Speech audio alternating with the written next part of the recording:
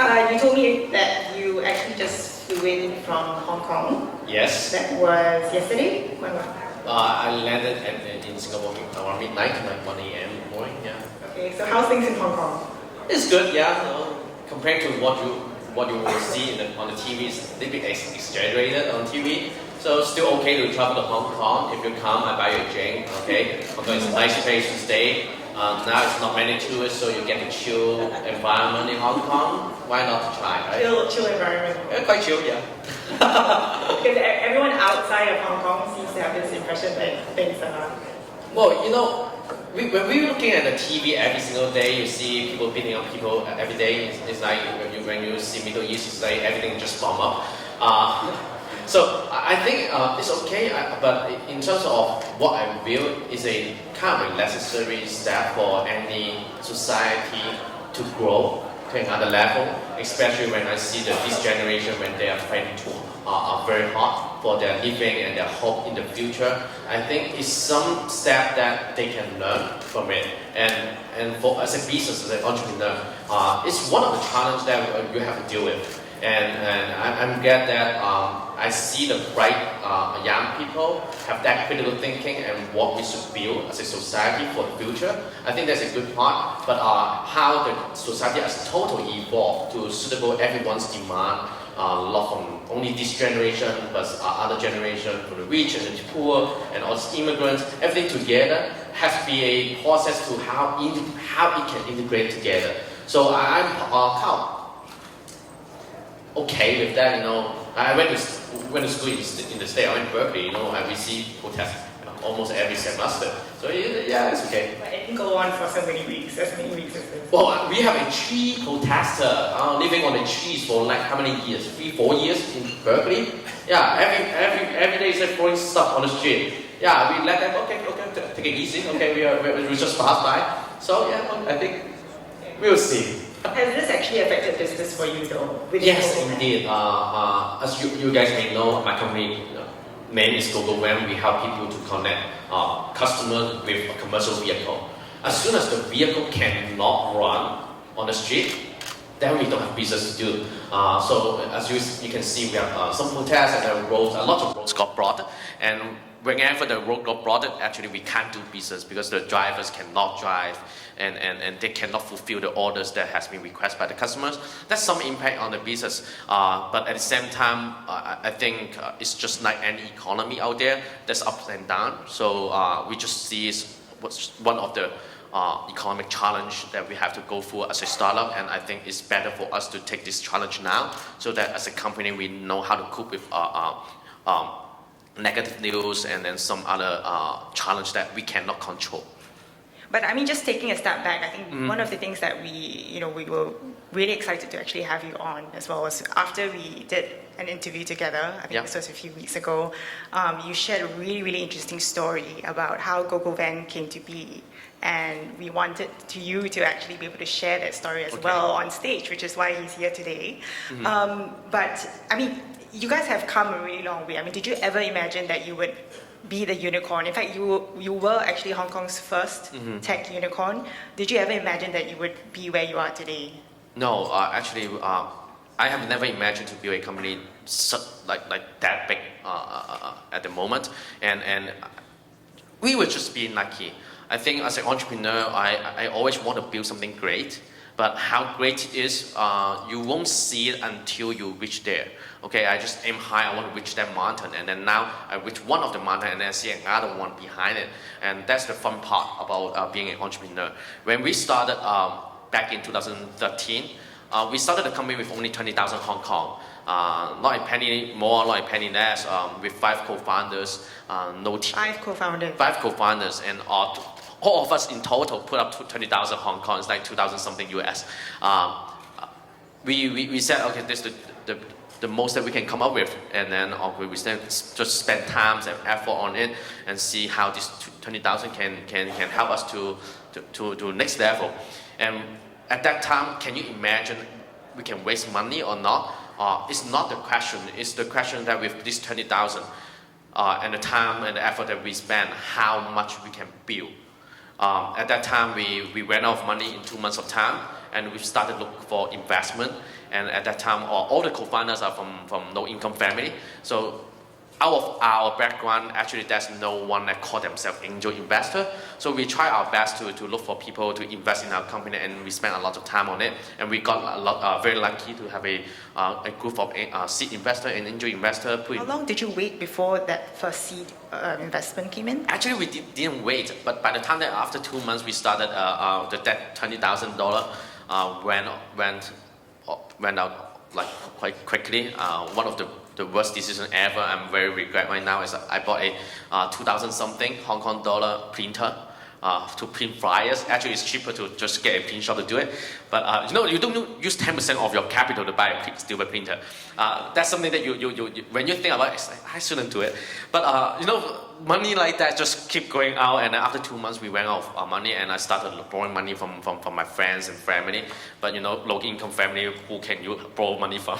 So we started to look out from other people that we have met along the way. When we were in high school, we joined some student association, and then through a lot of connections, we managed to talk to some angel investors in Hong Kong. And then I guess we get the first angel funding by October 2013, which is 3 months after we founded the company.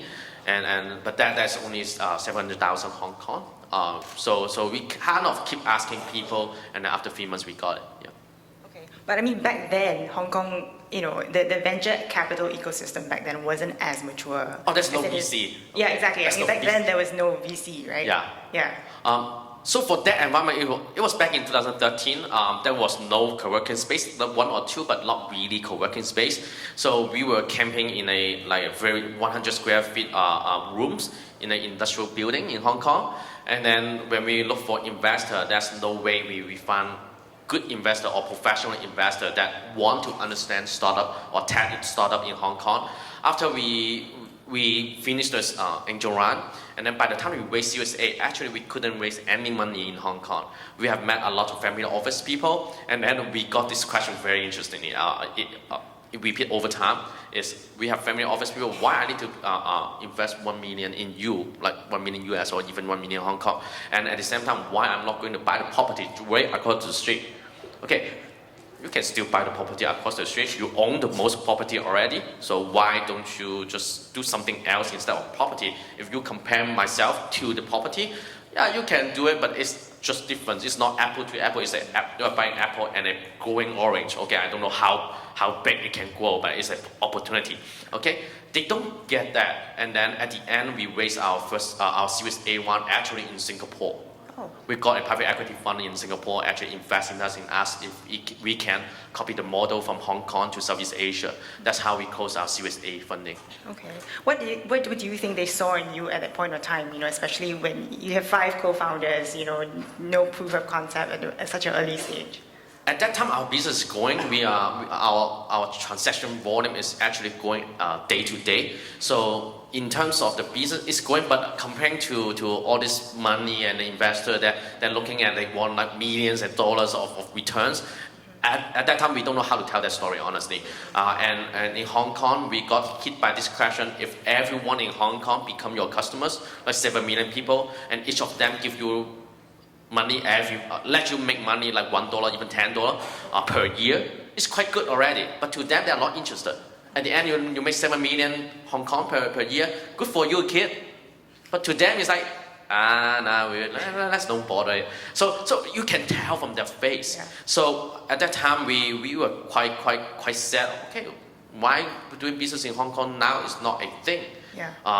And by the time that we meet investor around the region in like this room, we see a lot of investors have different mindset, and they really believe technology is going to change the region. That's the first one, and I think our business model actually can be adapted to other countries in Southeast Asia, and we were lucky enough to meet several investors believe in it. And when they see the founding team, all of them is look like me. We are like kids running around, but when they talk to us, we breathe and live with GoGoVan. Yeah. Okay. Everything we talk is about how to get a driver on board, how to empower the driver, how to train the drivers, and how to change the drivers in Singapore, in Malaysia, in here and there. We just keep talking about that, and they see that passion, And then the execution, we just in a very short period of time, within 6 months, we became the largest platform in Hong Kong already. With at that time, with a team of like 8 people or 9 people, and today you are. We have more than 2 million registered and trained the driver on our platform, and then in our database more than 8 million drivers, including China. Okay, but I mean, just looking back on hindsight, apart from capital and connections, what do you think you appreciated the most from your early investors, especially during the early years? And is there something that investors, because we have a lot of investors who are here, can do more for young portfolio companies? I mean, is there a particular experience that you had earlier on? I think the angel investor I got is the best ever, and then I have some early run investor here. He was just speaking before this session. And this group of investors, I think I'm really thankful to have them because they look into the company beyond the return that they may get. They look into this company, like myself, like the funding team, how we can use this company to change some of the problems and even improve the world's situation with technology. I think that vision is kind of aligned, that I'm very thankful for that, instead of just, okay, I'm going to have a 3x return or anything like that. And especially for the angel investor, I think how they believed in me and accept the things that I don't know. Because as a founder, and I have never had a full-time job. I graduated from Berkeley in 2010, and I'm a very best student, so that I couldn't land into any full-time job. So I have never had a full-time job in my life. So when we talk about working experience, okay, of course I have nothing. Yeah. And I think everyone here experienced that stage. I just want to learn, but I need someone to tell me what to learn. And as a founder and CEO, the biggest problem is you don't know what you don't know. Okay, and you don't know where to start to learn. And the investor and the angel investor are they accept that, and they tell me, okay, Steven, that's something that you are really weak at. For example, I don't even know what's NDA at the beginning when we raised our angel round. Okay, that sounds stupid. Okay, I graduated from business school, but business school don't teach you NDA. Okay, don't teach you NDA. So if you have a degree from business school, don't expect they know a lot of stuff. Financial projection, okay, financial modeling, okay, you don't get that in education. Okay, and I have met an investor that how come you don't know this thing? No one ever tell me. Why don't you go to talk to driver? No one ever tells you. So I would do that to them. Okay, that's why I'm good at talking to drivers. No matter that 50-year-old, 30-year-old, or just graduated student wanted to be a driver, I can do that. But I just don't know what is NDA. Is that a problem? I think a lot of founders that are good at what they do. But we have also accepted that they don't know something because we don't know what we don't know. But please teach us. So we have an angel investor, very, very good. His name is Gabriel. And he saw that, and then he said, hey, Steven, now I give you the money. And I have some free time. I will come into the office every week to give you some training, okay, so that we can prepare for raising money next round when we are ready. So he come to the office, even we are in 100 square feet rooms in an industrial building. He used to work in IFC. So he doesn't care about that and sit side by side with me. And okay, this accounting reporting, the format is like stupid. Okay, you have to do it like that. That looks professional. Even though the number is stupid, it still looks professional. Things like that. If someone telling you, oh, that's important. Okay, and then he took me with him to attend so many investor meetings. He pitched for me. Wow. And then I kind of look at him, oh, that's the professor pitching here, and just keep taking notes, okay? He said, you are going to screw up all this pitching, okay, but they are my friends. So you take this as a job interview, okay? You have to screw so many job interviews before you land one, okay? Just treat it job interview. So after the years, I know, okay, what is the pitching point, why that's so important for us as a financial model, why the operating metric is important, and then you have to tell the investor how those variables align to your story and to your vision. That's something I learned from him. So I think that's the best experience I ever had as a young founders. And then I got that in the early stage, so that by the time that he said, okay, you graduated, I'm not going to go into the meeting more with you, I'm just going to hang out with my kid. So at that time, I know how to take care of myself. And whenever I got problems, I got challenged, I just give them a call, and they always open up and feel free to join this meeting and then help out. And then they are always proactive about that. So I'm quite fortunate to have a group of investors like that. Yeah. I mean, because I think one of the challenges for a lot of early founders is that when you mentioned this earlier, you don't know what you don't know. Yep. If you don't know what you don't know, how do you know what to do? Right? So not everyone is as fortunate to have, early founders or angel investors that are really willing to, roll up your sleeves, give you right advice, especially in, emerging markets where, their only understanding of investment is real estate. When you're returns oriented, they're all about just buying you out completely and like, I don't care about the future of your company. So yeah. Okay, just moving on. I mean, I think a particular milestone that happened, I think this was like in 2017, and you did a merger with 58 Suyun. Yes. That deal actually catapulted you to unicorn status. And from what I understand, at least it was reported that it was the first merger between a Chinese company and a Hong Kong company. Maybe I think a startup, tech startup. Tech company, right? Which, interestingly, I mean, you don't see such deals. Well, first of all, there's not many tech company in Hong Kong, right? So you are being the only one, so that's the end of you have to, you are the only one. Yeah. And how did it come about, this whole... we have been operating in China since 2015. After Yuan, the social network from China, invest 10 million into our company. And then one of the mandates we have to execute in China and see if we can copy and paste the model in China to a much larger scale. So after that, we have been operating in China, and the competition in China was so intense, and 58 Suyun actually is the largest competitor in China already.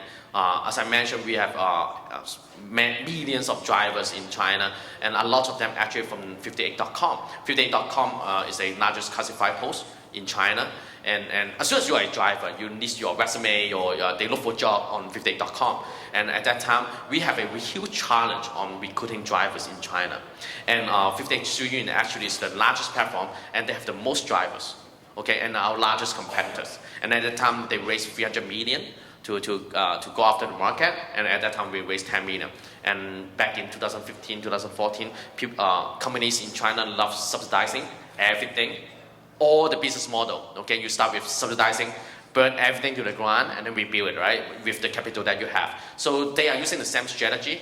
So at that time, when we look at ourselves, bullet to bullet, okay, dollar to dollar, there's no way we win 300 million and 10 million, okay? If we match the offering and the subsidize that they are offering to the market, we will be burn ourselves to death in like 2 months' time. And it's not even enough time for us to raise the next one, if even the subsidy is very effective, okay? So it's not, a lot of entrepreneurs or founders challenge me on that decision, but it's like option A and option B. I'm not sure if you guys have read the book Option B from the Facebook COO, Sheryl Sandberg. When option A is not there, you just no option A. You have to stick with your option B and execute. So we stick to that mindset, and luckily we survive. Most of the competitors match the subsidizing war, and then they burn themselves to death. A lot of competitors, they raised 30 million, 50 million in their first year, and then they were gone in like 6 months of time, and then that was quite scary. And then we managed to survive and not subsidize, but going slowly. But we found ourselves a pivot into another market, very similar, but originally everyone focusing on this small business and consumer market on using commercial vehicle. And then we found out we can't do it without subsidy. Then we switched to an absolute 100% B2B model.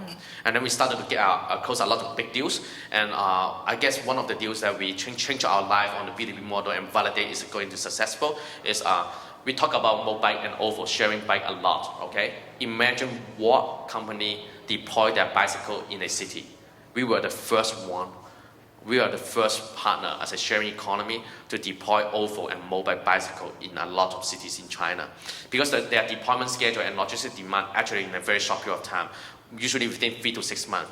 When you talk to logistic company, they don't have the capacity or flexibility to do this. But we have a huge network of sharing drivers, and then we can do it on demand. So we were the first guys to do it, and then from just one city, and then we grow into working with them in 8 cities. In 3 months of time, we deploy around 15 million bicycle in many cities in China, and then we started to operating them and then shuffle around those bicycles for them. When you travel in China, you see all these bicycles lining up nicely next to the MTR, the subway station, or the bus stop. Okay, do you think Chinese people have that mentality to put things in order nicely? That was done by our drivers. So things like that you don't see is back in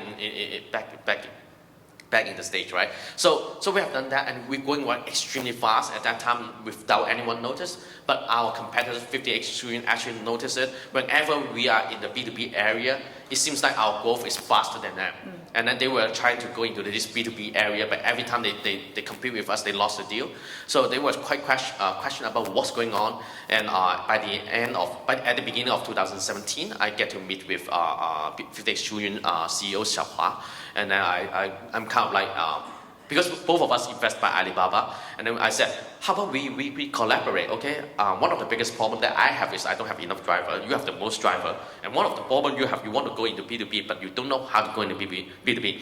How about I get the customers, I be your sales agent, I use your drivers, and see how we collaborate and how we build the business together. And he likes the idea, and then we start to work together for like 2 to 3 months, and the result has been really, really good, and it solved a lot of our operating cost issue to find the drivers, and for them, their drivers' utility rate is going much faster than ever before. So we decided, how about we don't fight, okay, and let's sit together so we do something in depth, and then we started to thread around the ideas to have a merger. Okay, but when it comes to the actual merging process, because I mean, Yeah. there are also risks with merger and acquisition, right? Which I've heard stories about when a particular company acquires another company, they acquire them for their talent. After they acquire the company, everyone leaves, and then they're back to square one again. So I mean, how was your transition for the merger between yourself and 58 Suyun? Well, I think that's a good and bad thing. The good thing is for all the China operations, we merged quite nicely. Just we have to streamline some operation, for example, product and engineering. From 2 products, at the end we have only 1 product, right? But the sales team and the local team actually working out really well together, because we actually don't step into others' foot. We were focused on B2B, and they were focusing on all these small business. So we don't have business overlap with each other. So we don't need to let go anything. But the bad thing is, I built a company from ground up. We have our own company culture. So as a founder, I need to adapt to the environment change. But at the same time, when I look back, it's a very good opportunity for me to learn. Okay, it was the first time I ever experienced a big tech company, how they work in China. And I can work with every frontline people that I want to learn how they work in China. Okay, what's the technology you do? In the past, I need to figure out by myself. Now I have a team of management and people that want to teach me. Yeah. Okay, as a founder, I think that is the challenge: how fast you can grow and how fast you can learn. I think I do it like 50%. Okay. I can't stop. But how do you remain so lean, especially when you are at the size that you're at, and you're tackling a market that is so big? You guys are, and you mentioned this before. You guys are actually a pretty small player within the bigger Chinese market, even. Yeah. How do you still remain lean? And also, I mean, the fact that logistics is actually a very traditional business, right? It's not like a B2C. Like you can just like throw a bunch of subsidies and that's it. You can just adapt really quickly. How do you kind of like manage that? Well, to stay lean, I think it's the mentality of the company. It's a company culture, and as a management team and myself, we always review the org chart every quarter and cut the fat immediately. Okay, because when you have too much thing that is not necessary, it keep you running slower. It's just not everything done. So we have a mentality that we have to restructure the company based on the strategy. Okay, that's the direction we go.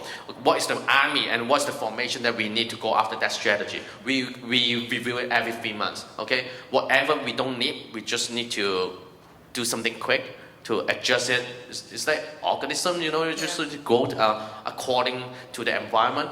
We do that quite frequently. So I think that's one of the reasons why we can stay lean as a team. And your later part is how, like when we scale up bigger company, all this challenge with the team and from early days, I think the culture evolved. Okay, So the founder has to walk the talk, so that everyone sees that, why we are changing that, why we are doing this at the beginning, and rely on the second layer, okay, I mean the management team or even the middle management to pass on that mentality, okay, not message, that mentality. I think that mentality is much important than the message, okay. When a message is not clear, you can keep repeating, okay, from a town hall to an email to meetings, right? But for the mentality is not something that we can just keep repeating. They have to share that, and then they have to align with the vision and strategy. So with that in place, that's the fundamental to get through the challenge and obstacle you mentioned. Yeah, I mean, it's actually, you sound a lot like what Alibaba, Jack Ma has also mentioned before about how it's really important to be able to ensure that your employees have that sense of ownership for the company as well. Yeah. I mean, I don't know in terms of business structure, what aspects do you want to keep intact, and what aspects are you still keeping it open to make it pliable? Because things are changing so fast in the logistics. You're talking about trade wars, everything's changing. Every day something is changing, right? Like how do you structure yourself so that you know that certain parts can be fixed and certain parts are still pliable, so that you're still open to innovation while ensuring that your employees have a sense of ownership over how GoGoVan can potentially move forward. So the fixed part is the company culture and how we do things. Very simple. Our company culture is just 3 rules. Okay, dare to venture, no bullshit, and no evil. Okay, yeah, very simple. Everyone remember after the first day they land. Okay, just remember these 3 things, and everything is so clear to everyone. Okay, now dare to venture become a term that in our company called DTV. Okay, and then people will quote, "Oh, you are not DTV," enough things like that. So, but it's getting to the team's blood on that. That's something don't change, and the vision, how we empower the drivers. How we can expand this business model by empowering the driver and use technology to upgrade their living, so that the intercity logistics become more effective.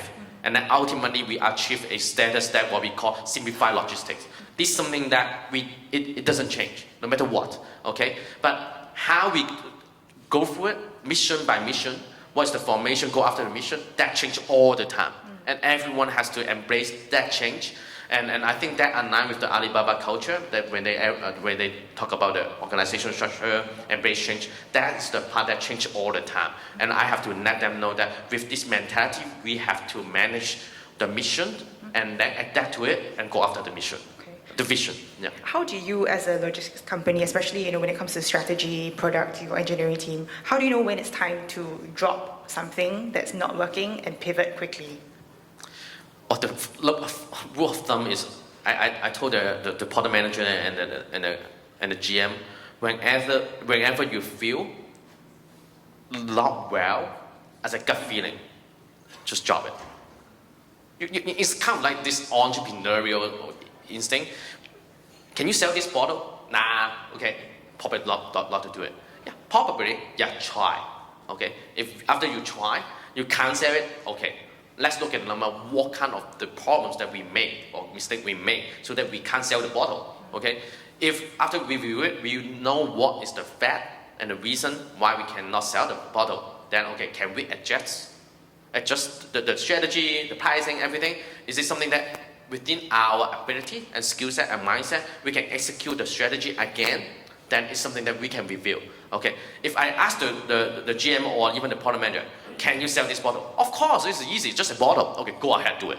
Okay, that is some kind of entrepreneurial spirit you have to inject to the team so that they have the authority. Otherwise, they at the beginning of the days, they always come back to me. Okay, Steven, can we do this? Steven, can we do that? Of course, we can keep talking about it, discussing it. But at the same time, I don't know what I don't know. Okay, if you are asking me, I'm trying to figure out with you. Okay, so over the years, we try to empower each other. So we come to a conclusion that should we try, and by when we review it and see if we can kind of learn from the experience and see if we can grow from there and then execute it again. If not, then that's probably the time that we tell the team, hey, let's not bother about it. Okay, I know that we're out of time, but can we borrow a few minutes? Good? Okay, very quiet audience. Okay, yes. You also mentioned that you traveled to Indonesia recently. Yes. What do you think about the Indonesian logistics market? Well, Indonesia is definitely a big market. But because there's a lot of excitement about logistics in Indonesia right now. well, I think there's a huge market and a huge opportunity that whenever, this is something I learned from Steve Jobs, okay, not from me. Whenever you see an old industry, very fragmented player, usually that's an opportunity to consolidate those fragmented resources into a platform, so that there's efficiency. As soon as you can show the players that there's efficiency, that's the value proposition already. That's a 10x return already. So when iTunes or Apple's change the music industry, it's the same idea. Okay. So when I see this pattern, Indonesia definitely shared those elements. And why we are not there yet is because I'm not familiar with the market. As a founder, I look into a problems and how we solve the problem in a lot of details. Okay, when we talk about user, start from the user, and I have to understand what is the customer pain point. Until the point that I share the pain, then I will do something. But so far, I don't share. I know it's old-fashioned, but I don't see the pain, or I don't share the pain of the users from Indonesia. So until I figure that out, I don't think I have a plan to go to Indonesia. But the logistics market in Indonesia is one of the most difficult problem around the world that can solve, because it's so many islands. When we talk about logistics, it's not just land or sea freight, whatever it is, okay? So I think a lot of different parties connected with each other. When we look at China, it's a huge piece of land connected by highway, right, or railways. But in Indonesia, it's like, yeah, and I haven't figured out what's the industry, factories, how they locate, how they ship, okay? Because in China, you can tell the segment is quite clear. Most of the big manufacturer, they're in the southern part, okay, southern region, like Guangdong or the eastern part, okay?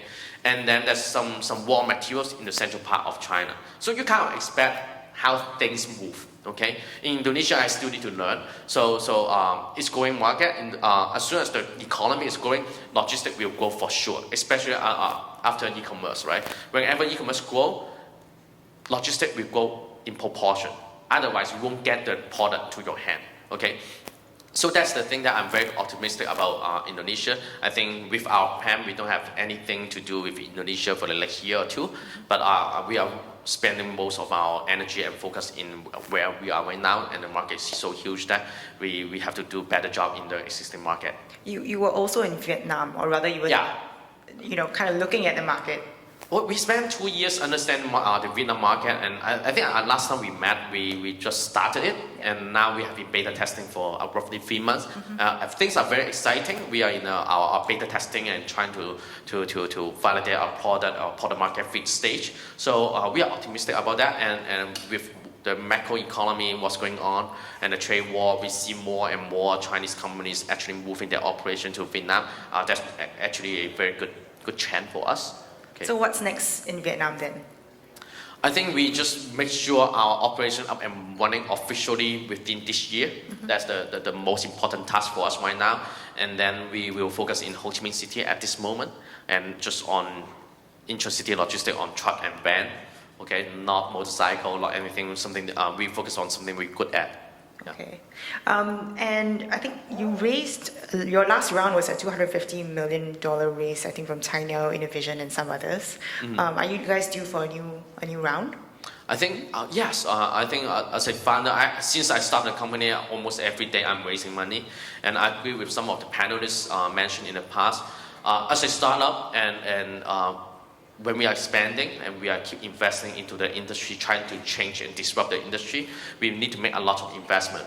And as a company in the early days, you have to raise when you can. You can't raise when you need it. Okay, it will be too late. So especially with the whatever things going on, especially in Hong Kong, as a financial market now is like hit very hot. I think we will keep on raising, but we will manage our pace when to close it. It's not necessary to batch everything into a gigantic run to close a run, but we will welcome investors who can help us along the way to help the company out in between our journey. Not necessary to be a huge one or run. So how much are you raising, and when are you planning to close? Well, Not a specific moment. We have investor in discussion just 20 million, 30 million. We have also investor just maybe interested in 5 million. So it really depends on what are the value other than the money at this moment. Some investor actually can give us help in different countries, and that's something that we will seriously consider immediately. Okay. What about IPO plans? Is that coming anytime soon? Not yet. The environment isn't exactly very conducive. Yeah, I think we will keep it at the back of our mind, and I think IPO as a company is a gas station.